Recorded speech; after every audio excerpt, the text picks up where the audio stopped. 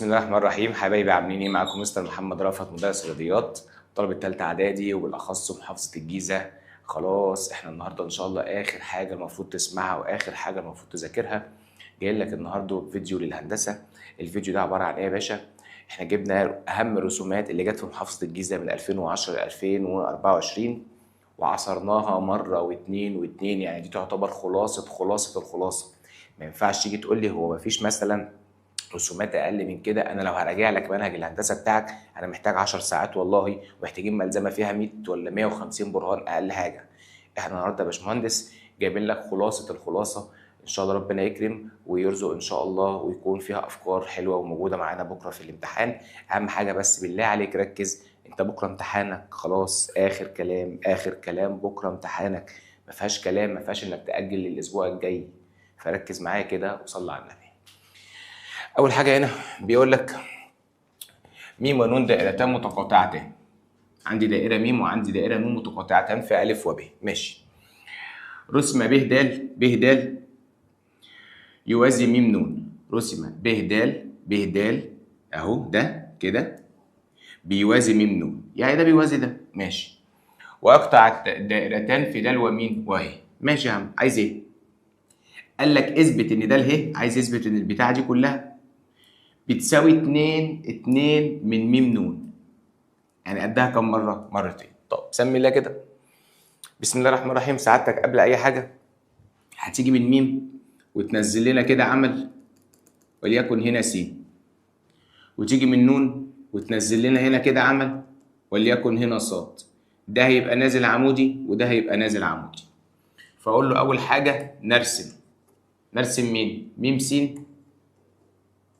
عمودي على مين؟ عمودي على د ب. ونرسم ن ص عمودي على مين؟ عمودي على ب ه. وتعالى بقى خد لي الشكل ده كده لوحده، اللي هو م وس وص ونون. لو انا جيت قلت لك ان ده بيوازي ده، جميل. وجيت قلت لك ان م س عمودي على س ص ونون ص عمودي على س ص، فانت طبيعي منك نفسك لو انت بتذاكر بس نص كم كده هتيجي تقول لي ايه؟ يبقى الشكل ده مستطيل. ليه يا مستر؟ لان من خواص المستطيل ان انا يكون عندي ضلعان متوازيان وهنا في زاويه ايه؟ قائمه. فهيجي واحد يقول لي لا استنى، اللي انا اعرفه عن متوازي الاضلاع ان كل ضلعان متقابلان ايه؟ متوازيان. طيب يعني م س، طبعا في حاجات احنا هنقولها بالبق مش هينفع نقول برهان عشان وقت الفيديو. م س بتوازي ن ص وم ن بتوازي س ص. طب سؤال يا مستر، هو انت ليه قلت ان م س بتوازي ن ص؟ يا حبيب قلبي انا لو رسمت لك كده دي زاويه ب 90 ودي زاويه ب 90، لو جمعت الاثنين مع بعض يكونوا كام؟ 180. فهتقول له هما في وضع ايه؟ قال لك هما في وضع تداخل. طيب معنى كده ان انا عرفت ان الشكل ده مستطيل. من خواص المستطيل ان كل ضلعان متقابلان متساويان. طيب يعني انا اقدر اقول ان م ن بتساوي س ص. حصل؟ خلي المعلومه دي عندك، هنرجع لها كمان شويه. انا في اول السنه قلت لي لو انت نزلت لي س منتصف د ب، انا ما بكتبش برهان، احنا بنراجع افكار النهارده. اذا س، لا ثواني انا اسف، لو انت قلت لي ان م س عمودي على د ب، تستنتج ان م س، او تستنتج ان م س انا اسف منتصف س منتصف مين؟ د ب. نفس الكلام هنا، لو ن ص عمودي على ب ه، انا استنتج ان ص منتصف مين؟ منتصف ب ه. الكلام ده كله يتلخص ازاي؟ سمي الله. انت دلوقتي قلت لي ان س منتصف، صح؟ يعني تقدر تقول ان الحته دي اللي هي س ب مالها نص د ب، صح؟ صح. طب ممكن نقولها بطريقه ثانيه؟ ممكن نقولها بطريقه ثانيه. ممكن نقول ان د ب، ركز معايا في الحته دي، د ب عباره عن ايه؟ عباره عن 2 من س ب. حلو حلو. تعال بقى الناحيه الثانيه. انت عندك هنا ب ه وعندك ص في المنتصف، فاقدر اقول ان ب ه بتساوي 2 من مين؟ ب ه بتساوي 2 من مين؟ من ب ص. جميل جميل. طب انت لو جيت ركزت، دي مين؟ ده الب، ودي مين؟ ب ه. طب انا لو جمعت ده الب وب ه هيدينا الحته الكبيره اللي هو عايزها، اللي هي مين؟ د ه. دي بتساوي 2 من مين؟ من س ب، و2 من مين؟ من ب ص. خد الاتنين كده عامل مشترك واجمع لي س ب وب ص، س ب زائد ب ص. لو انت جمعت الحته اللي هي س ب مع الحته اللي هي ب ص هتلاقي ان هي بتساوي 2 من س ص. وانت من اول المساله قلت لي ان س ص بيساوي مين؟ بيساوي م ن.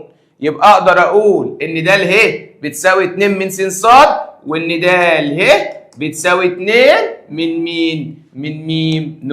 مساله مهمه وجت قبل كده معانا في الجيزه. نقول الفكره تاني بسرعه كده سريعا. سمي الله.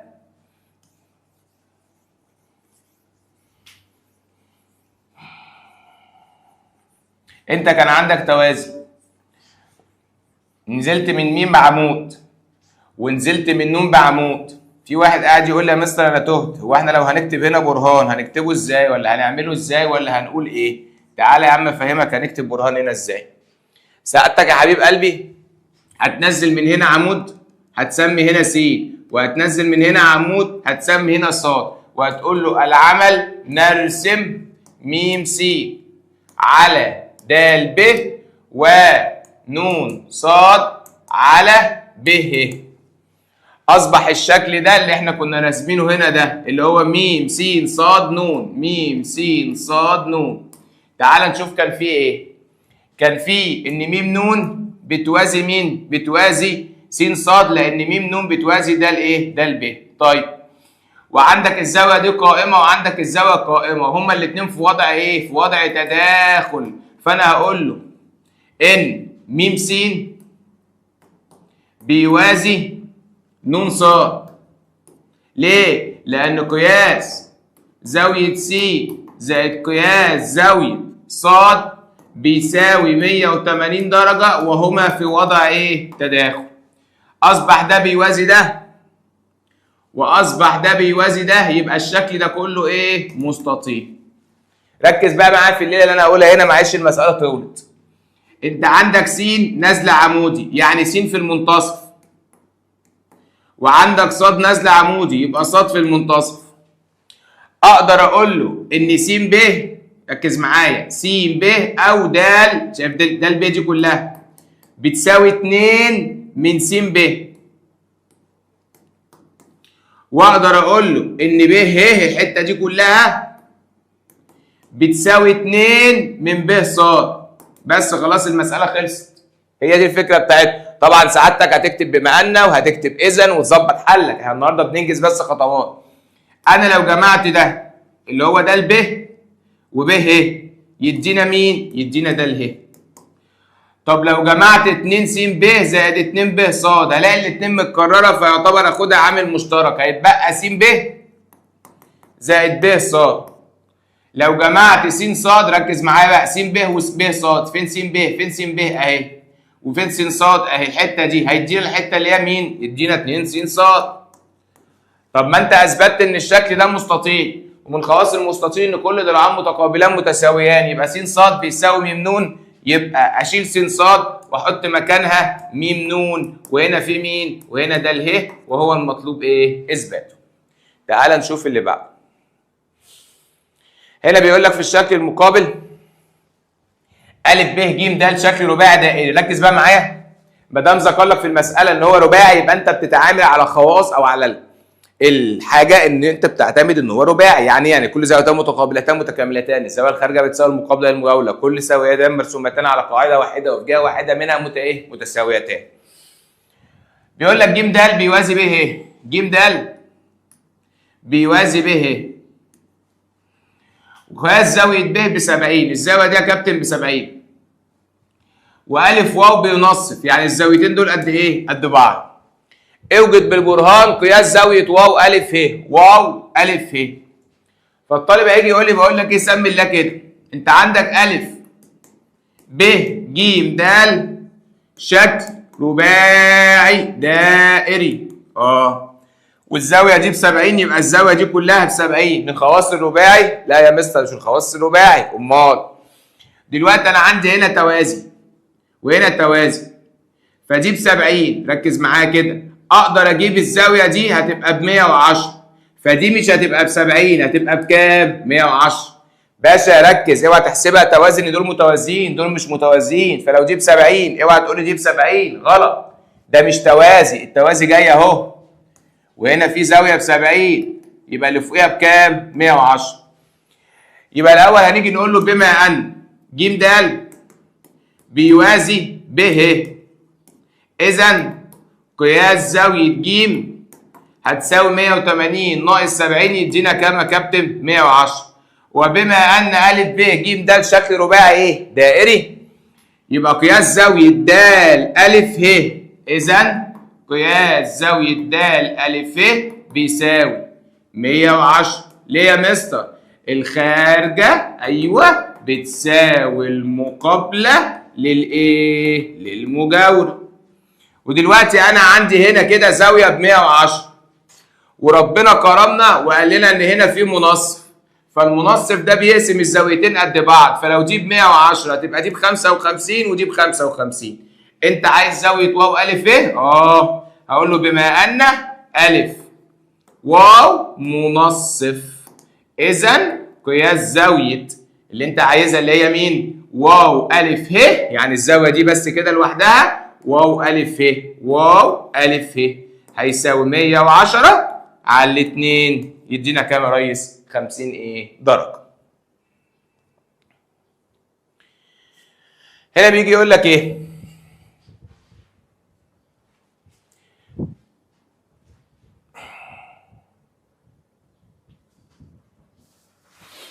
بيقول لك ا ب مثلث مرسوم داخل دائره تمس اضلاعه. عندك ا د مماس والف واو مماس وب ه مماس وب د مماس وج ه مماس وج واو مماس، ومديها الاطوال، وبيقول لك انا عايز محيط المثلث ا ب ج.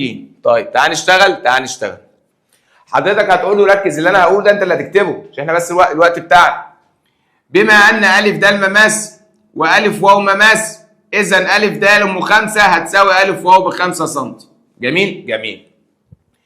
وبما ان ب ه مماس وب د مماس، اذا ب ه بتساوي ب د دي ب 4، يبقى دي كمان ب 4 سم.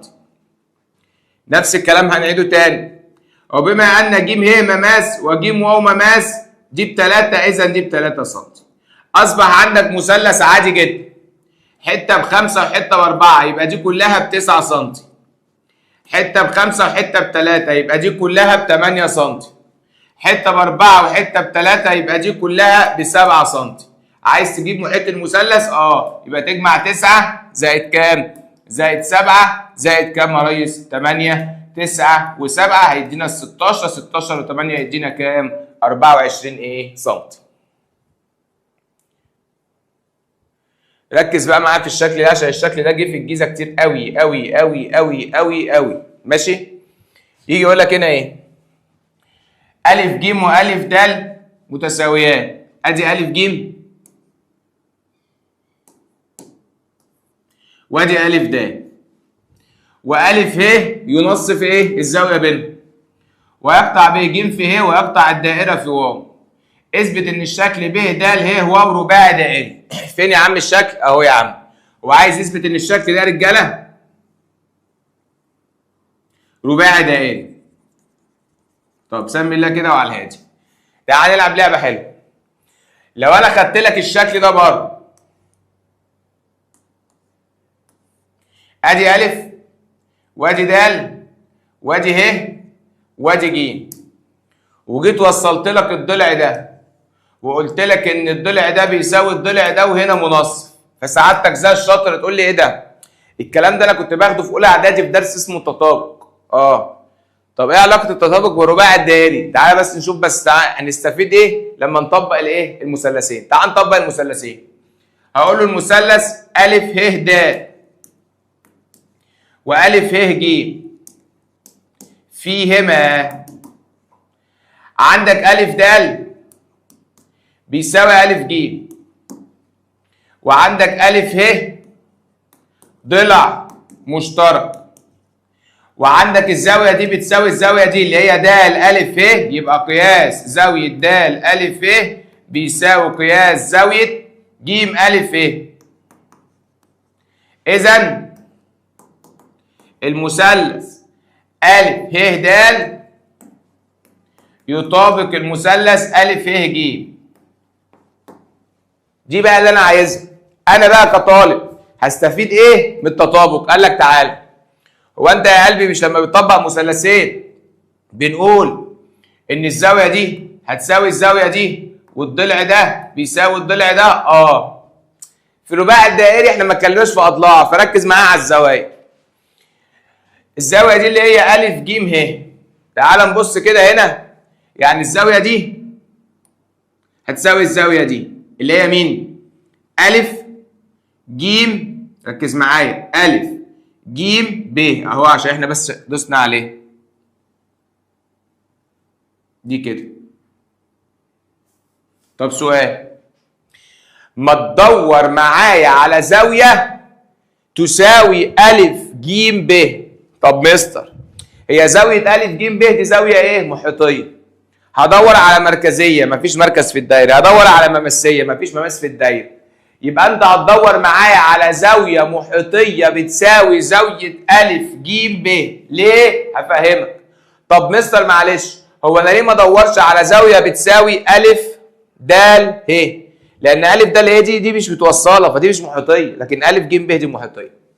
فانا لما اجي ادور هقول له بما ان قياس زاويه ا ج ه ا ج ب ا ج ب هيساوي قياس زاويه. لو انا خبيت ج يبقى القوس بتاعي ا ه.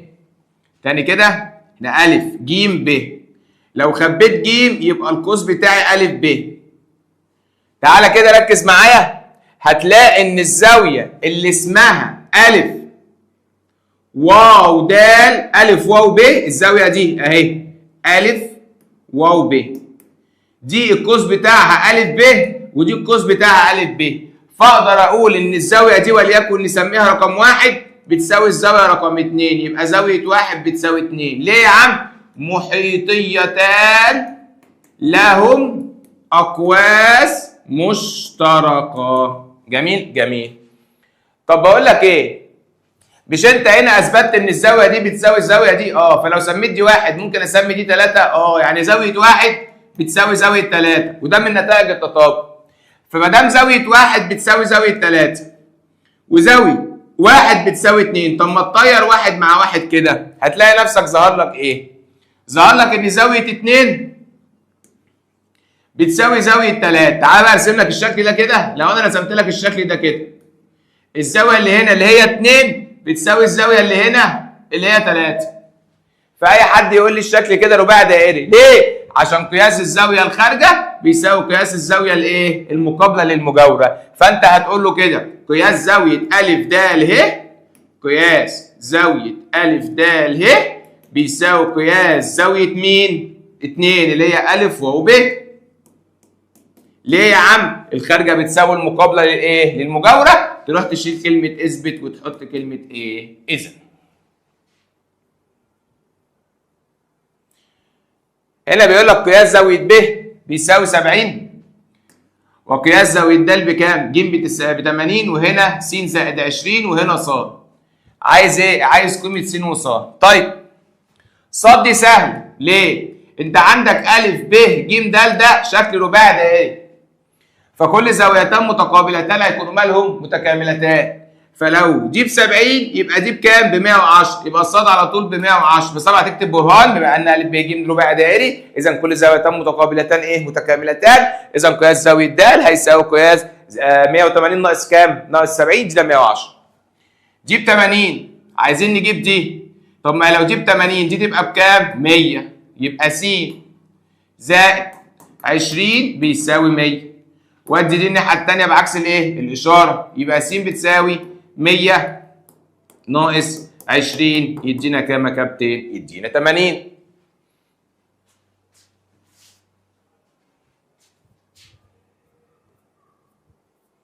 تعالى هنا. هنا بيقول لك م دائره طول نصف قطرها 6.3 من ايه؟ من 10. وقياس زاويه ب ا ج بيساوي 40. هو بيديك نصف القطر. عايز طول قوس مين؟ ب ج ده. طب ما تيجي اقول لك حاجه. مستر الزاويه دي محيطيه ب 40 يبقى الزاويه دي مركزيه ب 80. ليه؟ هقول له كده قياس زاويه ب ا ج بيساوي نص قياس زاويه ب م ج. المحيطيه بتساوي نص المركزيه المشتركه معها في القوس. جميل؟ جميل. طب يا مستر ما انا كنت ممكن على طول اقول ان القوس ده ب 80. ليه؟ المحيطيه بتساوي نص القوس. يا عم قلت كده وحياه ابوس دماغك، قول اي حاجه بس قول. جميل؟ جميل. طيب هو عايز طول ب ج. خدنا قاعده كده حلوه قوي بتقول لك ايه؟ طول القوس على 2 باي نق اللي هو محيط الدائره بيساوي قياس القوس على 360. جميل؟ جميل. طب ما تيجي بقى نشوف فين اللي موجود. طول القوس موجود؟ لا هو عايزه فممكن نسميه س. قياس القوس موجود؟ ما انا جبت قياس القوس ب 80. الباي بكام؟ ب 22 على 7 يبقى 2 في 22 على 7. والنق بكام؟ ب 6.3 من 10. 6.3 من 10. وال 360 ثابته. وتروح على آلتك. هتقول له س بتساوي مين اللي في وش السين؟ ال 360. وفوق تطلع 2 في 22 على 7 في 6.3 في كام يا عم حرنكش؟ في 80. وتروح تطلع الناتج ايه؟ بتاعك. دي من الاسئله اللي بتيجي كتير قوي قوي قوي. اثبت ان س د الحته دي بتساوي ص ه الحته دي. طب سؤال، هو بيقول لك ان ا ب بيساوي ا ج. ا ب لو جينا بصينا في المساله وتر، وأ ج لو بصينا في المساله وتر. ففي نغمه انت مشيت عليها طول الترم، ايه هي؟ لو وتر بيساوي وتر يبقى بعد بيساوي بعد، لو وتر بيساوي وتر يبقى بعد بيساوي بعد. الوتر اللي هو أ ب بيساوي الوتر اللي هو أ ج. ما ينفعش اقول له ان م س بيساوي م ص الا لما اذكر له الكلمه دي. اعرفه ان م د عمودي على أ ب، وعرفه ان م ه عمودي على أ ج. يبقى ده اسمه بعد وده اسمه بعد. يبقى اذا وتر بيساوي وتر يبقى م س بيساوي م ص اللي هو بعد بيساوي بعد. طب وبعدين دور على المفتاح. مفيش وقت اهزقك بقى النهارده، بكره الامتحان. نق مفتاح الدائره نق. هتروح تقول له م د بيساوي م ه بيساوي نق. سمي دي المعلومه الثانيه وسمي دي المعلومه الاولى، وقول له انا هعمل ايه؟ همسك م د اطرح منها م س، وهمسك م ه اطرح منها م ص. لما امسك م د اطرح منها م س هيتبقى البتاعه دي اللي هي س د. لما امسك م ه اطرح منها م ص هيتبقى البتاعه دي اللي هي ص ايه ه، وهو المطلوب ايه؟ اثباته.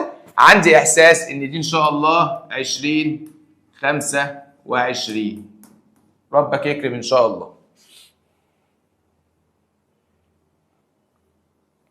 تعالى هنا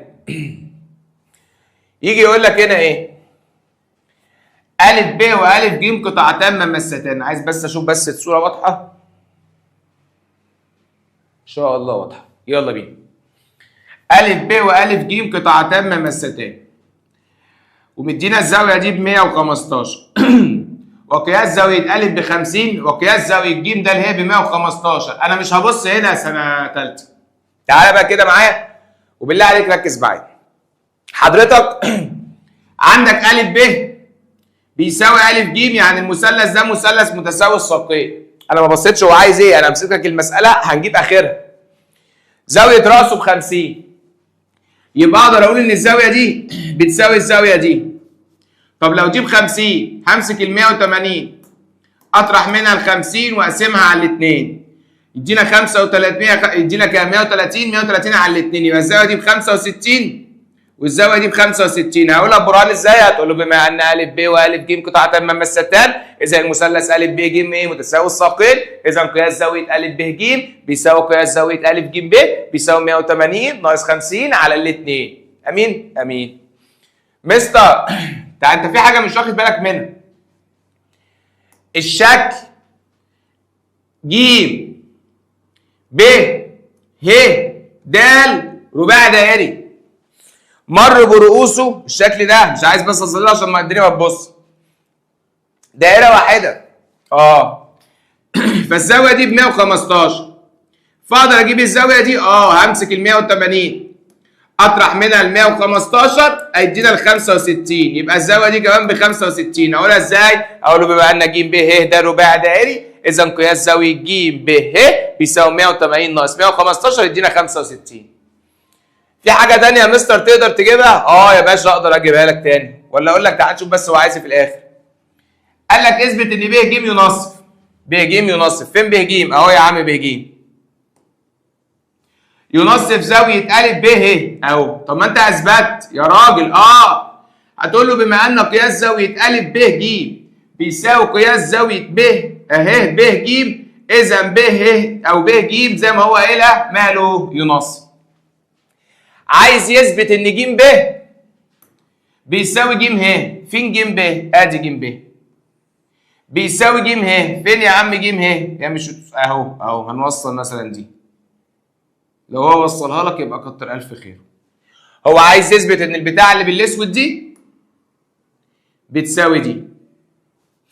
بص يا ابني، ما دام عندك زاويه ممسيه روح دور على زاويه محيطيه مشتركه معها في القوس. ما دام عندك زاويه ممسيه روح دور على زاويه محيطيه مشتركه معها في القوس. زاويه أ ب ج زاويه ممسيه، زاويه ب ه ج زاويه محيطيه مشتركه معها في القوس، يبقى دي بكام؟ 65. اقولها له ازاي دي؟ انا بقول لك البرهان بالبق عشان مش هينفع نكتب. بما ان أ ب ج بيساوي قياس زاويه ب ه ج ممسيه ومحيطيه يشتركان في القوس مين؟ ب ج، اذا القياس الزاويه دي ب 65. ما دام دي ب 65 ودي ب 65 يبقى المثلث ده كله مثلث ايه؟ متساوي الساقين، اذا ج ب بيساوي مين؟ ج ه.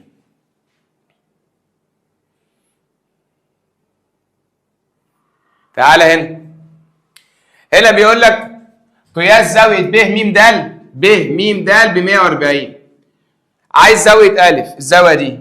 طيب اوعى دماغك الالماظه اللي جوه تسوحك ان الشكل ده رباعي دائري. غلط، مفيش الكلام ده يا باشا. انا يا باشا عندي الزاويه المركزيه ب 140، يبقى الزاويه المحيطيه المشتركه معها في القوس اللي هو ب د ب 70. انا يا باشا عندي نقطه هنا اسمها أ، ونقطه هنا اسمها ب، ونقطه هنا اسمها ج، ونقطه هنا اسمها د. الشكل ده يا كابتن مصر لو وصلته اصبح رباعي دائري. ومن خواص الرباعي الدائري ان كل زاويتان متقابلتان متكاملتان. انت بكام يا حبيبتي؟ انا ب 70. انا ب 110 يا عم، بس المساله خلصت. يبقى قياس زاويه أ هيجيبه على طول بكام؟ 110. هنا بيقول لك انا عايز اثبت ان الشكل ده رباعي دائري. شكل الكيمو كونو ده اللي احنا خدناه 100 مره وكل الناس خدته 100,000 مره. أ ب ج شكل رباعي فيه أ ب بيساوي أ د. أنت لو عندك مثلث هنا أ وهنا ب وهنا د، دي ب 30 وده متساوي الساقين، فهتجيب لي دي ب 30 صح؟ صح. هتجيب لي اللي فوق بكام؟ 30 و30 60، يبقى دي ب 120، يبقى زاوية أ ب 120.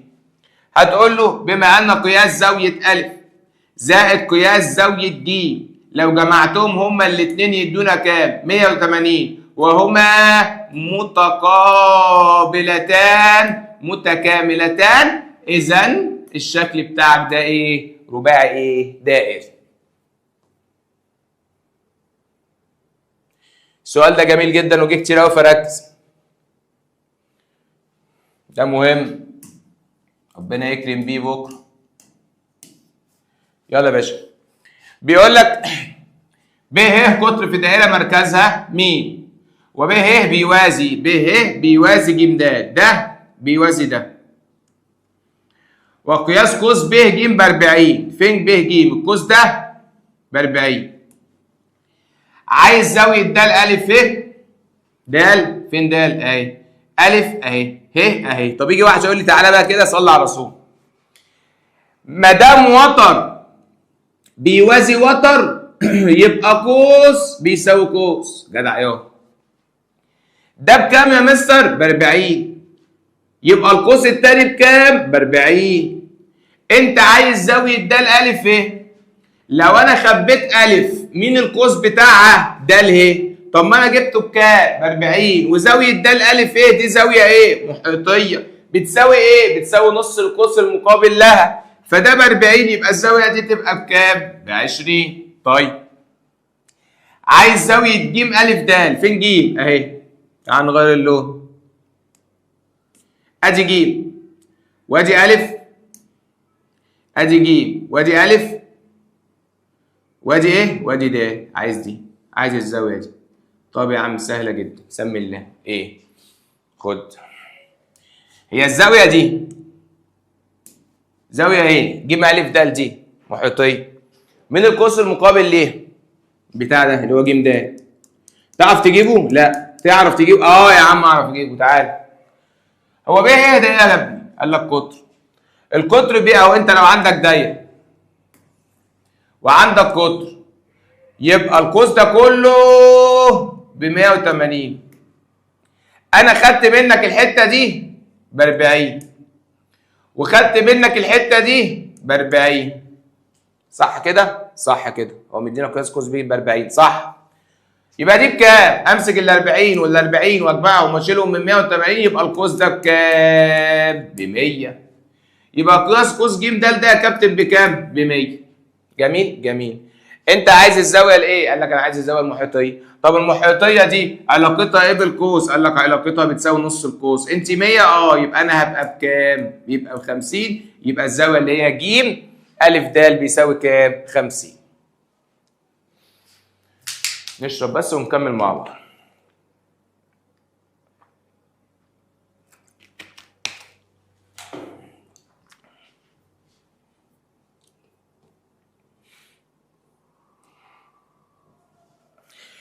هنا بيقول لك أ ب قطر في دائرة وب ج مماس وإيه منتصف إيه؟ أ د. اثبت إن ه م ب ج ه م ب ج ده كده رباعي دائري. ثم ما تبصش ليه، فكك من دي خالص. لما نحل الأول. بص يا ريس.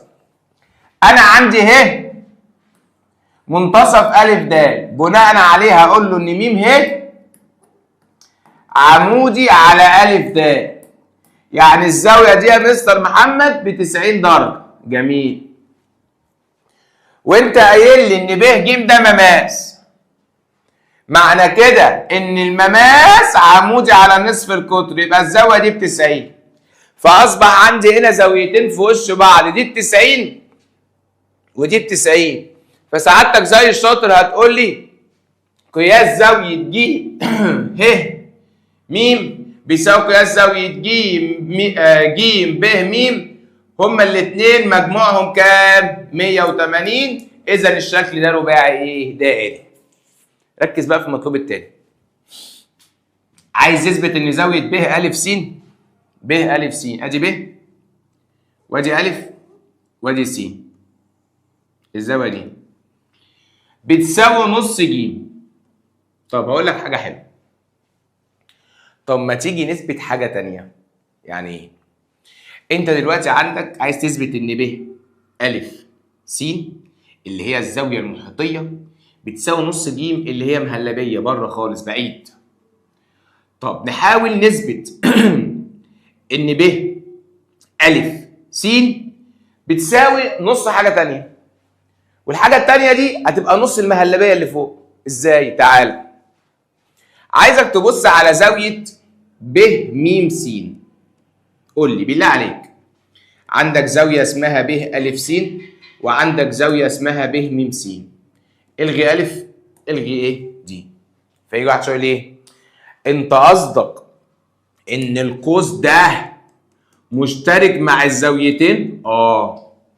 فنقدر نقول ان زاويه ب ا س بتساوي نص ب م س.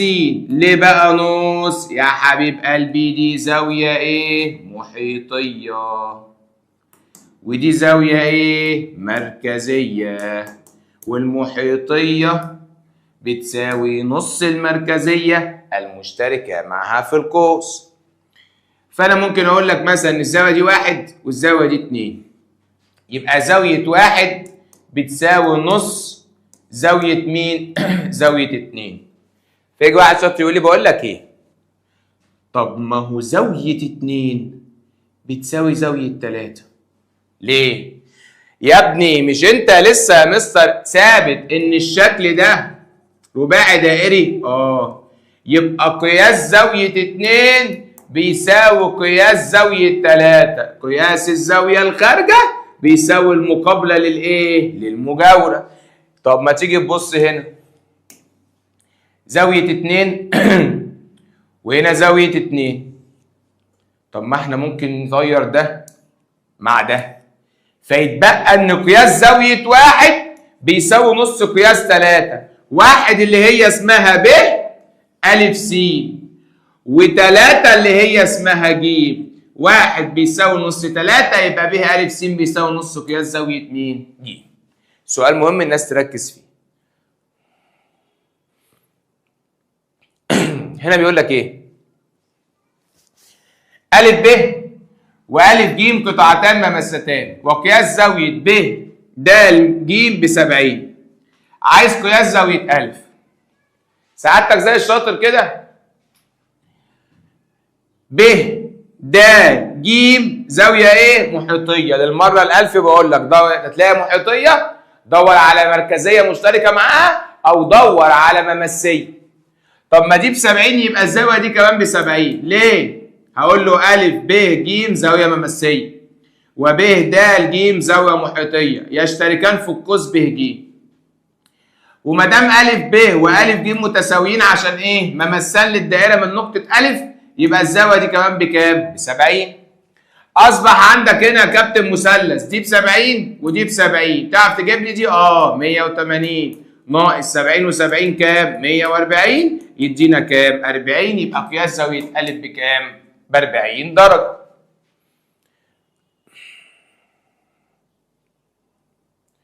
هنا عايز طول ب ج.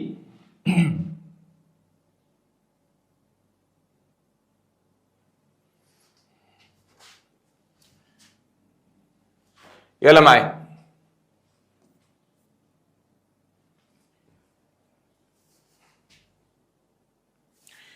انت عندك هنا أ د وأ واو قطعتان ممستان. هو مديك دي ب3 يبقى دي ب3. جميل جميل. هو بقى مديك ان أ ج دي كلها ب8 وانت جبت حته ب3 يبقى دي بكام؟ 5. شاطر. عندك ج ه وج واو قطعتان ممستان، انت جبت دي ب5 يبقى دي بكام؟ ب5. هي سلسله بتكر بعض. وعندك ب د وب ه قطعتان ممستان. طب ب د دي هو مديها لنا دي ب 2 ولا 3؟ دي ب 2، يبقى دي ب 2، يبقى ب ه بكام؟ ب 2. هو عايز ايه بقى؟ عايز طول ب ج. ادي ب وادي ج، عايز دي كلها. طب ما دي ب 2 ودي ب 5، يبقى دي كلها بكام؟ ب 7. طبعا هتقول بالبرهان وهتحكي كل حاجه، النهارده بنقول افكار مش اكتر. تعالى بقى للسؤال الجميل ده. بيقول لك ايه؟ ا ب ج ده شكل رباعي دائري. ا ب ج د شكل رباعي دائري تقاطع قطراه في واو. س تنتمي لألف واو وص تنتمي لدال واو، حيث س ص بيوازي أ ب. خلينا في الحته دي، س ص بيوازي مين؟ أ د. أ د اللي فوق دي. جميل جميل. اثبت ان الشكل س ب ج ص رباعي دائري. طب سمي الله كده وركز معايا. هو حضرتك قايل ان ا ب ج د ده رباعي دائري، ومن غير ما اقول ان هو رباعي دائري هو مدينا كمان ان ا د بيوازي مين؟ س ص. طب هسألك سؤال، الزاويه دي 1 والزاويه دي 2، بص عليهم كده واسالك متساويين ولا مش متساويين؟ بص كده، زاويه د ا ج زاويه محيطيه، قوسها مين؟ قوسها د ج، او مرسومين على قاعده واحده. اقرا كده رقم 2، د ب ج قوسها مين؟ د ج، مرسومين على قاعده واحده. يبقى انا اول حاجه هقول له ان قياس زاويه 1 بيساوي قياس زاويه 2، زاويتان محيطيتان مرسومتان على قاعده واحده، او زاويتان محيطيتان مرسومتان على القوس مين؟ د الايه؟ د ج. ماشي مستر، في توازي. في توازي. من خلال التوازي ده اقدر اقول ان زاويه 1 بتساوي زاويه 3. الزاويه دي يعني ايه؟ يعني اهو يا باشا، اهو زاويه 1 هتساوي 3، عاملين مع بعض حرف ايه؟ حرف اف. فانا هقول له بما ان ا د بيوازي س ص، اذا قياس زاويه 1 بيساوي قياس زاويه 3، يبقى زاويه 1 بيساوي زاويه 3. من 1 و2 هطير ده مع ده استنتج ان مين بيساوي مين؟ استنتج ان قياس زاويه 2 بيساوي قياس زاويه 3. اقرا كده زاويه 2 يا مستر معلش. د ب ج. اقرا 3 ص س ج. مستر اقرا 2 تاني. احنا قلنا د ب ج، لو قريناها بقى في الشكل الصغير اللي هو رباعي اللي هو عايز يثبته هيبقى ص ب ج. فيجي واحد شاطر يقول لي دول زاويتان مرسومتان على قاعده واحده وفي جهه واحده منها اللي هي ص مين؟ ص ج. اذا الشكل ده رباعي ايه؟ دائري. طب ايه المطلوب الثاني؟ عايز يثبت ان قياس زاويه س ب ص، فين س اهي، فين ب اهي، ص بيساوي قياس زاويه س ج ص، س ج ص. فيجي واحد يقول ايه؟ هو انت مش اثبتت ان س ب ج ص رباعي دائري؟ يبقى على طول قياس زاويه س ب ص، س ب ص لو انت شلت ب وشلت ج، ايه القاعده بتاعتهم او القوس بتاعهم؟ لو مرسومين على دايره هيبقى س ص، لو مش مرسومين يبقى الضلع مين؟ س ص.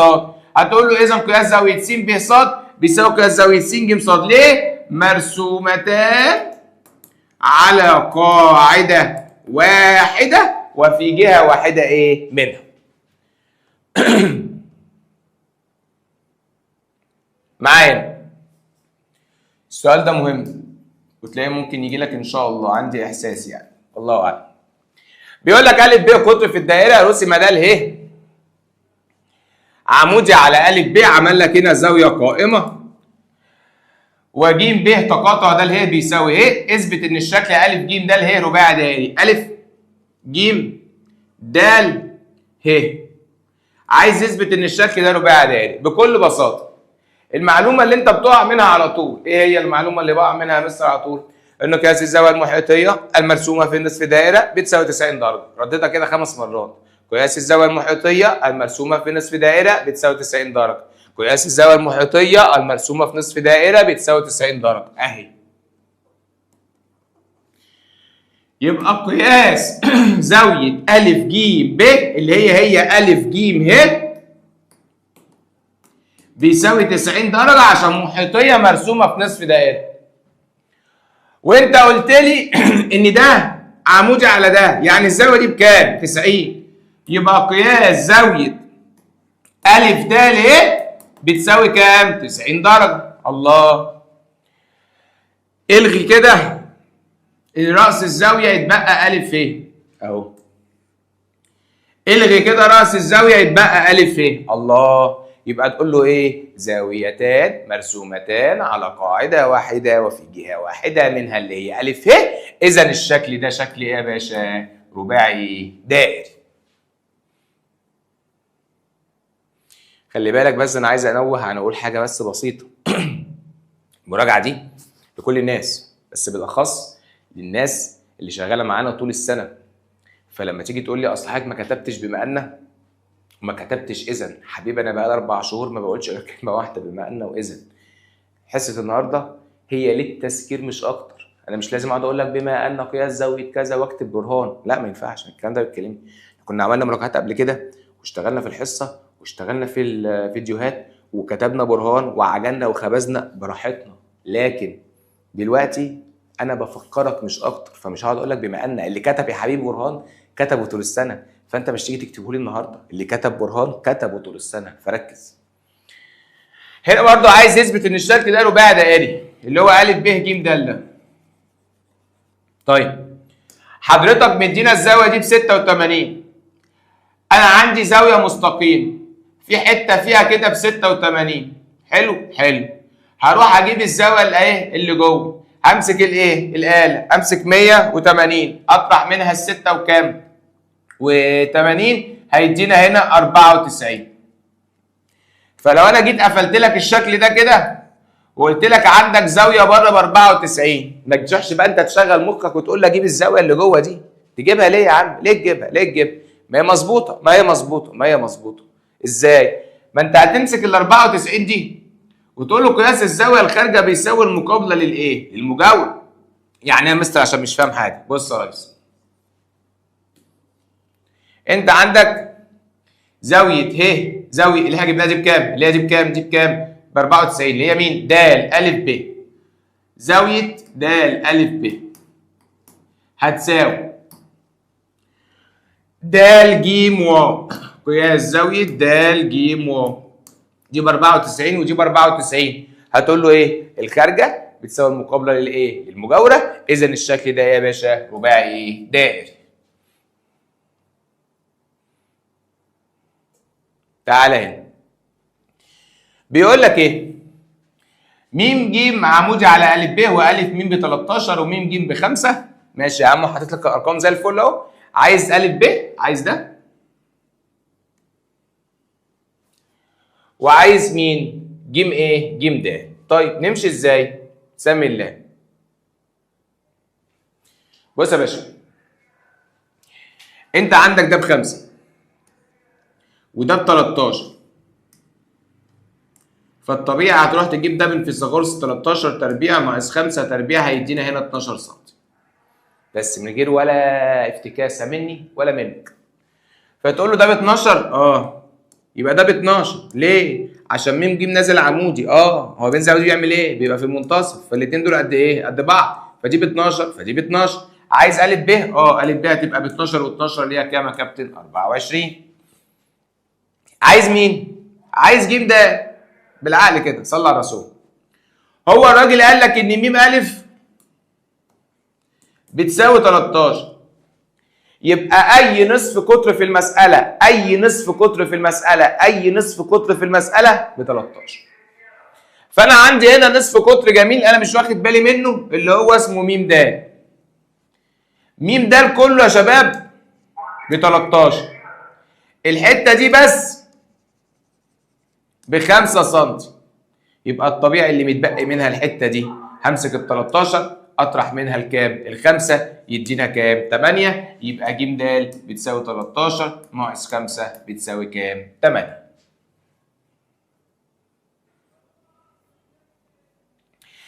هنا جاب لك شكل اللي هو عامل زي الكيمو ده وقايل لك ان ا وب ج د عدى برؤوسهم دايره واحده، يبقى الشكل ده رباعي دائري. هو عايز زاويه ا ب د. طب ما تسمي الله كده واحده واحده. لو انت جيت ركزت كده، الزاويه دي ب 30 صح كده؟ اه يا مستر. والزاويه دي بكام؟ 70، يبقى دي ب 110. ليه بقى دي ب 110؟ يا عم ما هو ده رباعي دائري، كل زاويتان متقابلتان ايه؟ متكاملتان. اصبح عندك هنا مثلث زاويه ب 110 وزاويه ب 30. تعرف تجيب لي دي؟ همسك ال 110 وامسك ال 30 اجمعهم يدينا كام؟ 140. ال 140 اسقطهم من 180 يدينا هنا كام يا ريس؟ 40. يبقى الزاويه اللي انت عايزها ب 40 ايه؟ درجه.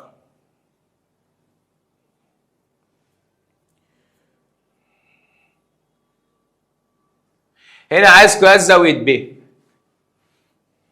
بس خلي بالك في حته كده احنا ما ناخدش بالنا منها، ان زاويه د ا ج كلها ب 130.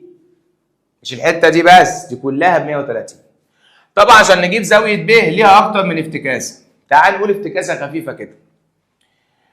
الزاويه د ا ب ج اللي هو مديها زاويه ممسيه. حصل؟ حصل. الزاويه الممسيه علاقتها ايه بالقوس؟ بتساوي القوس. عبيط. الزاويه الممسيه بتساوي نص القوس. فلو انت عندك زاويه ممسيه ب 130 يبقى القوس اللي قبلها بكام؟ اضرب 130 في 2 يبقى 200 وكام؟ و60. فيجي واحد شاطر يقول لي ايه؟ الزاويه اسمها د ا ج يبقى القوس بتاعها ا ج. ما هي ممسيه يالا، ما تلغيش اللي في النص. يبقى القوس ده كله اهو كل ده بكام؟ 130 و130 260. فيجي واحد كتكوت يقول لي طب ثواني هقول لك حاجه حلوه. ايه؟ هي الدايره كلها بكام؟ 360. انت خدت الحته دي بكام؟ ب 260. يبقى المتبقي ده كام؟ 100. يبقى انت عايز تقول لي ان القوس ده ب 100. انا عايز زاويه ب. نكمل يا رجاله. يبقى احنا تاني قلنا معلش ان القوس ده كله هيبقى ب 200 وكام؟ و60. يبقى الحته المتبقيه دي بكام؟ ب 100. انت عايز زاويه ب. اخر حاجه قلت لك بس قبل ما الكاميرا تفصل، قلت لك اقرا لي ا ب ج بثلاث حروف. ا ب ج. لو كنسلنا ب يبقى القوس ا ج. طب ما انت جبت القوس ا ج ده اهو بكام؟ ب 100. يبقى زاويه ب الزاويه المحيطيه بتساوي نص القوس المقابل لها، يعني هتساوي نص ال 100 يساوي كام؟ 50. ما تجيش تقول لي مستر ينفع؟ ينفع تتجاب ب 50 طريقه. باشا امتحانك كمان كام ساعه؟ عايزين ننجز. يلا بينا. هنا جايب لك مساله بيقول لك انا عايز قياس قوس مين؟ انا عايز قياس قوس ه ج. لما جينا بصينا في المساله انا عندي ه ج اهو. ده القوس الايه؟ ده القوس الاكبر. وعندي قوس هنا ده الب، ده القوس الايه؟ ده القوس الاصغر. وعندي بره ا دي اسمك ايه يا حبيبتي؟ قال لك انا اسمي الزاويه. يبقى ده تمرين مشهور كام؟ قال لك تمرين مشهور واحد. الناس الشاطره هتقول انا ده هقوله دلوقتي. الزاويه بتساوي الاكبر ناقص الاصغر على 2. الزاويه بكام؟ ب 28. الاكبر بكام؟ انا ما اعرفش، اللي هو قياس قوس ه ج. الاصغر بكام؟ ب 30 على الاثنين. تقوم ستك الاثنين دي لطشه 28. يبقى قياس قوس ه ج بيساوي، لما امسك الاثنين، لا ثواني، دي ناقص ال 30 احنا نسيناها، هتساوي امسك الاثنين اضربها في الكام؟ في ال 28. 2 في 8 16 و4 56 صح؟ صح 56. سالب 30 او ناقص 30 تطلع الناحيه الثانيه موجب 30 يبقى 56. شيل منها ال 30 50 و30 80 يبقى 86 تقريبا. راجع معايا على الاله الحاسبه برضه عشان يكون هنا اي حاجه غلط. يبقى قياس قوس ه ج اكبر بيساوي 6 وايه؟ و80 درجه. برضه اتاكد منها بالايه؟ بالاله. هنا عايز قياس زاويه ج ه ب. ما قفلناش الشاشه. ماشي. ج ه ب فين يا عم؟ ج ه ب ج ه ب، عايز الزاويه دي. طب مستر فكك تعالى انا هعلمك حاجه حلوه. اول ما تجي لك الرسمه دي يا مستر هات اخرها. انت مين؟ انا الف ج. انت ايه؟ انا مماس، بس خلي بالك بيوازي. ها بيوازي. هنا مين؟ الف ب. الف ب ده ايه؟ مماس. انت بكام؟ ب 40. يبقى انت بكام وانت بكام؟ 180 ناقص 40 على الاتنين يدينا كام؟ يبقى دي ب 70. ودي بكام؟ ودي ب 70. يبقى دي بكام؟ يبقى دي ب 70. ليه يا عم؟ ما الف ج ب زاويه ممسيه وج ه ب زاويه متنجانيه محيطيه مشتركين في القوس اللي هو اسمه ايه؟ اللي هو اسمه ب ج. بس يا ريس. هو عايز مين؟ عايز ج ه ب. فين ج ه؟ جبناه. عايز قياس قوس مين؟ عايز قياس قوس ب ه. فين قياس قوس ب ه؟ سمي الله. فين ب ه؟ ايوه ده القوس ده. طب ما تصلي على الرسول. مستر هو انا عشان اجيب القوس ده هو مدينا توازي، مين بيوازي مين؟ ده بيوازي ده، صح كده؟ اه. فيجي واحد شاطر يقول لي ايه؟ هو انت مش واخد بالك ان في توازي؟ فلو دي ب 70، ركز كده مع حرف الحته الحلوه اللي جايه دي. بص زو دي ب 70. اه يبقى القوس ده ب 140. ليه يا مستر القوس ده ب 140؟ والقوس ده كمان ب 140. ليه يا مستر؟ ليه يا مستر ايه؟ انت جننت المستر يا حبيب قلبي. زاويه محيطيه القوس المقابل ليها بيساوي ضعفها 70 يبقى 140. ديت برضه يا مستر اللي هي ج ب ه زاويه برضه محيطيه القوس المقابل ليها بيساوي ضعفها، دي ب 70 يبقى دي ب 140. يبقى انت يا عم حرنكش عندك دايره والله ما اقفلها. قوس ب 140 وقوس ب 140. تعرف تجيب لي الزنقوق الصغنن ده؟ اه. همسك ال 360 اجمع 140 و140 يبقى 280. شيلهم من 360 هيدينا تقريبا 80. يبقى قياس قوس ب ه ده بكام يا عم حرنكش؟ 80. تعالى هنا. هنا بيقول لك ايه؟ أنا عايزك تثبت إن م أ بيساوي م د. م أ البعد بيساوي م د البعد. طب تعالى. أنا عندي هنا س ب بيوازي ج ه. بناء عليه القياس القوس ده بيساوي قياس القوس ده. يبقى قياس قوس س ج بيساوي قياس قوس ب ص. طب ما انت طول الترم قالتنا لو قوس بيساوي قوس يبقى وتر بيساوي وتر. يبقى الوتر اللي هو أ ج بيساوي الوتر اللي هو ب ص. يبقى أ ج بيساوي ب ص. وما دام وتر بيساوي وتر اذا بعد بيساوي بعد. طبعا سعادتك هتكتب بقى بما انه اذا وتكتب كل العجن الخبز ده. يبقى البعد م أ بيساوي البعد م د، بس طبعا بعد ما تذكر له ان م أ عمودي على س ج وم د عمودي على مين؟ على ب ص.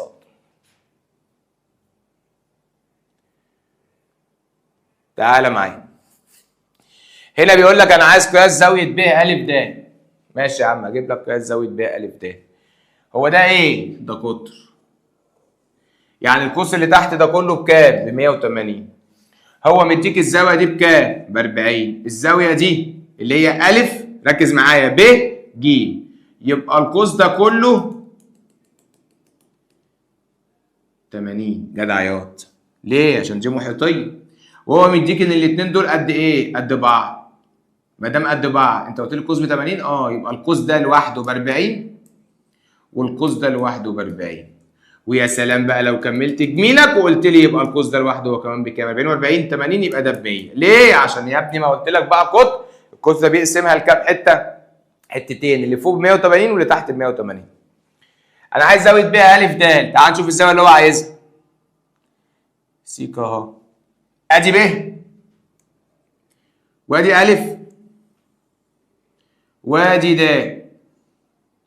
ب أ د زاوية محيطية، كنسل رأسها يبقى القوس ب د. فين القوس ب د؟ ادي ب. بص بركز معايا والنبي بالله عليك. ب د امشي كل ده بس يا عم بس اهو انا عايز القوس ده كله كله كله كله كله كله كله كله. الحته دي بقى اللي انا رايح جاي عليها دي بكام؟ حته ب 40 وحته ب 100، يبقى القوس ده كله ب 140 والزاويه المحيطيه اللي انت عايزها اللي هي اسمها ايه؟ ب ا د دي بتساوي نص القوس، فلو دي ب 40 يبقى 140 يبقى دي بكام؟ ب 70 درجه.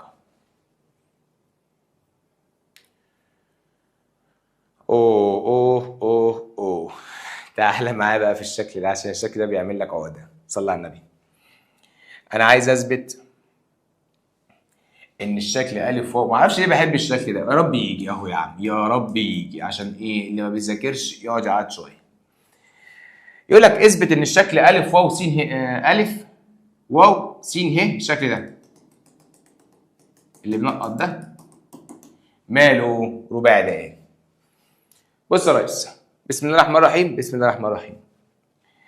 الف ه ج ب، طبعا احنا هنوصل ده، هو لو في الجيزه ما بيلعبش على حته التوصيل دي فيجيبها لك بتوصلها، يقول لك الارشاد ارسم كذا، ماشي؟ الف ه ج ب رباعي دائري، حصل؟ حصل. يبقى لو انا طولت ده كده اقدر اقول ان زاويه واحد بتساوي زاويه اتنين. ما تقوليش ليه بقى، ما تقوليش ليه، ما تقوليش ليه، ليه يا مستر؟ يا عم قياس زاويه واحد بيساوي قياس زاويه اتنين، قياس الزاويه الخارجه بتساوي المقابله للمجاوره. يبقى زاويه واحد بيساوي زاويه اتنين بكل بساطه. طب لو جيت بصيت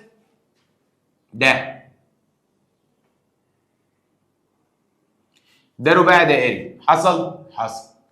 يبقى قياس لو طولت ده كده سيكا يبقى قياس زاويه 3 هتساوي قياس زاويه مين؟ قال لك قياس زاويه 4. يبقى قياس زاويه 3 بيساوي قياس زاويه 4 بس. وبعدين بس خلاص انا كده خلصت. يا مستر ازاي انت ما اثبتش؟ انت اثبتت ان واحد بتساوي 2 عشان قياس الزاويه الخارجه بتساوي المقابله للمجاوره، واثبتت ان ده 3 بتساوي 4 لان قياس الزاويه الخارجه بتساوي المقابله للمجاوره. عشان الشكل ده اللي هو ه ج ب ا رباعي دائري لازم تكتب له، والف ب د واو رباعي دائري لازم تكتب له. طب تعالى ايه دي؟ خط بجد؟ طيب لو حطيت لك بتاع كده وحطيت لك هنا زاويه واحد وزاويه 4، قول لي مش انت درست ان الزاويه المستقيمه قياسها 180؟ يعني زاويه واحد وزاويه 4 هما الاثنين مع بعض ب 180؟ طب ما هو ده يا قلبي هو ده. تعالى يا عم اهو اهو اهو، 1 و4 هما الاثنين مجموعهم 180، فانت تيجي تقول له هنا زاويه واحد لو جمعتها مع زاويه الاربعه تدينا كام؟ 180. طب ما هو 1 بتساوي 2 و3 بتساوي 4، يبقى 1 لو جمعتها مع 3 هيدينا برضو كام؟ 180. تعال بقى نبص كده، لو جمعنا 1 انا اسف 2 مع 3 2 مع 3 احنا قلنا ايه؟ 1 بتساوي 2 و3 بتساوي 4 و1 زائد 4 بيساوي كام؟ 180. هنكنسل دي وهنكنسل دي يبقى 2 و3، يبقى زاويه 2 وزاويه 3 زاويه 2 وزاويه 3 لو جمعتهم يدونا كام؟ 180. انا لو جبت لك شكل كده وقلت لك الزاويتين دول مجموعهم 180 هتقول لي يبقى الشكل ده رباعي دائري لان كل زاويتان متقابلتان ايه؟ متكاملتان. سؤال جميل ومش ما فيهوش مجهود كبير والله، بس لازم انت تكون عارفه. هنا بيقول لك اثبت ان ا ب بيوازي ج د. طيب سمي الله. م ن خط المركزين وأ ب وتر مشترك. جميل جميل، يبقى هنا في زاويه قائمه. وهنا بيقول لك ان ه منتصف ج د، يعني هنا في زاويه قائمه.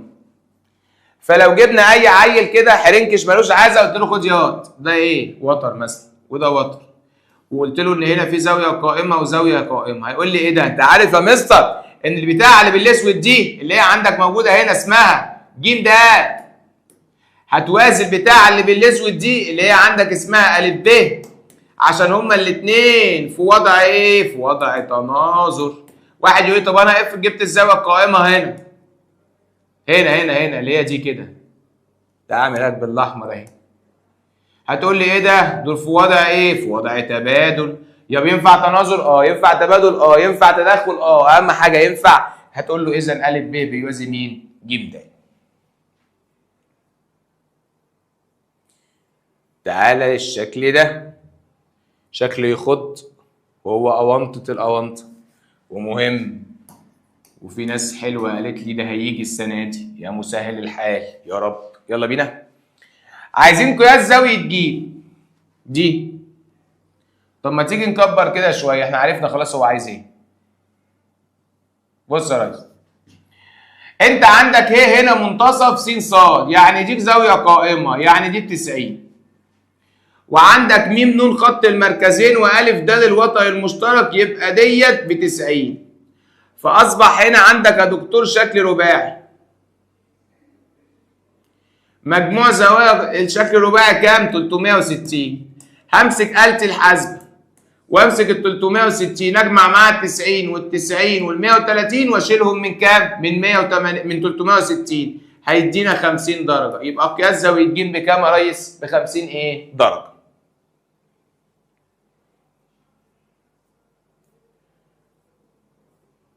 تعالى بقى ايه؟ نقول الفكرة بتاعت الرباعي الدائري ده. أ ب قطر مستر، معلش أنا آسف. أ ب قطر، يبقى الزاوية المحيطية المرسومة في نصف دائرة بتساوي 90. خلاص بقى أنا زهقت منها خلاص يا مستر. فالطالب الشاطر يقول لي يبقى الزاوية دي ب90. وهو مديك ده عمودي يبقى ده ب90. الله، المسألة خلصت. والله خلصت. هو عايز يثبت إن أ ج ه د رباعي دائري. أ مين يا عم؟ ج ه د للشكل ده. طب ما انا اثبتت، هقول له ايه؟ بما ان ا ج ب زاويه محيطيه مرسومه في نصف دائره، اذا قياس زاويه ا ج ب بيساوي 90. بما ان قياس زاويه ا ج ه زائد قياس زاويه ا د م 90 و90 180، اذا الشكل رباعي دائري. المطلوب الثاني يا قلبي دايما دايما دايما دايما بيجي من المطلوب الاول، يعني بيجي من الرباعي الدائري. انا عايز اثبت ان واو ج بتساوي واو ه، يعني عايز اثبت ان الزاويتين دول قد بعض. لو اثبتت ان الزاويتين دول قد بعض اثبتت ان الضلعين قد بعض. طب ما تصلي على رسول الله. هي زاويه واو ج ه نسميها رقم 1 مثلا، زاويه 1. زاويه ايه؟ واو ج ه اللي هي واو ج ب، يعني زاويه ايه؟ ممسيه.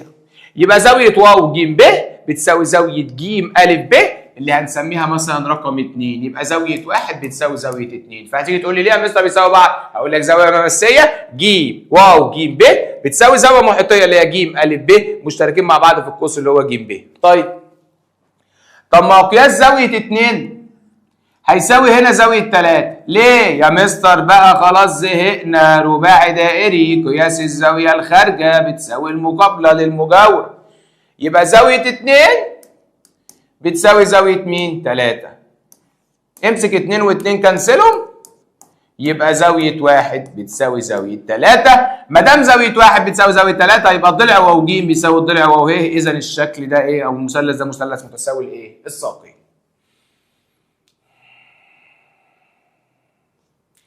عارفين بقى إيه؟ السهل الممتنع. السهل الممتنع اللي هو يجي لك يمرجحك. فسمي الله يا باشا، صلي على النبي. يقول لك انا عايزك تثبت لي ان ب ه